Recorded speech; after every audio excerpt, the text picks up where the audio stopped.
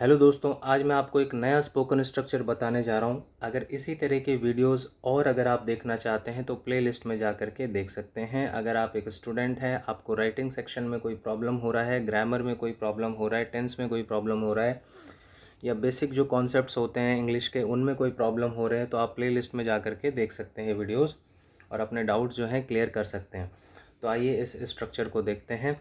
तो आज का स्ट्रक्चर है इट, फिर या तो इज़ आएगा या फिर वॉज आएगा या फिर विल भी आएगा। प्रेजेंट होगा तो इज़, पास्ट होगा तो वॉज आएगा, फ्यूचर होगा तो विल भी आएगा। उसके बाद होगा गुड फॉर नथिंग टू, और उसके बाद वर्ब की फर्स्ट फॉर्म, उसके बाद ऑब्जेक्ट।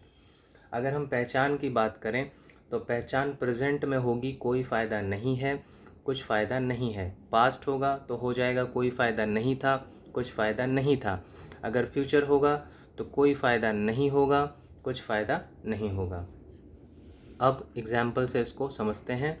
जैसे फर्स्ट है, धूम्रपान करने का कोई फ़ायदा नहीं है। धूम्रपान करने का कोई फ़ायदा नहीं है। तो आप अगर स्ट्रक्चर देखें तो क्या आ रहा है, इट आ रहा है, तो आपको लिखना है इट।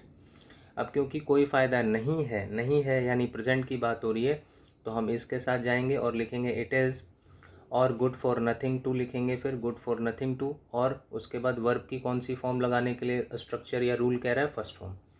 तो धूम्रपान करना मतलब स्मोक, तो आप लिखेंगे it is good for nothing to smoke, यानी स्मोक करने का कोई फ़ायदा नहीं है। नेक्स्ट देखते हैं, आज स्कूल जाने का कोई फ़ायदा नहीं है। आज स्कूल जाने का कोई फ़ायदा नहीं है। तो स्ट्रक्चर क्या कह रहा है, इट लगाने के लिए तो आपको लिखना है इट, और नहीं है आ रहा है तो प्रेजेंट है, तो आप लिखेंगे it is good for nothing to, और वर्ब की कौन सी फॉर्म लगानी है इसमें, फर्स्ट फॉर्म। तो जाना क्या होता है, गो, तो हम लिखेंगे गो, और फिर स्कूल है, टू स्कूल, आज के लिए टुडे। ये सारा ऑब्जेक्ट आ रहा है, ठीक है। नेक्स्ट है, हिंदी पढ़ने का कोई फ़ायदा नहीं है। तो आप लिखेंगे इट, फिर is, good for nothing to, पढ़ना, रीड, और हिंदी। हिंदी क्या हुआ, ऑब्जेक्ट हुआ, और हमने वर्ब की फर्स्ट फॉर्म पढ़ने की लगा ही दी है, रीड, ठीक है। नेक्स्ट है, रवि को यहाँ बुलाने का कोई फ़ायदा नहीं है। तो आप लिखेंगे it is good for nothing to call, बुलाने की फर्स्ट फॉर्म कॉल, ठीक है, और रवि टू कॉल रवि, और यहाँ के लिए हेयर।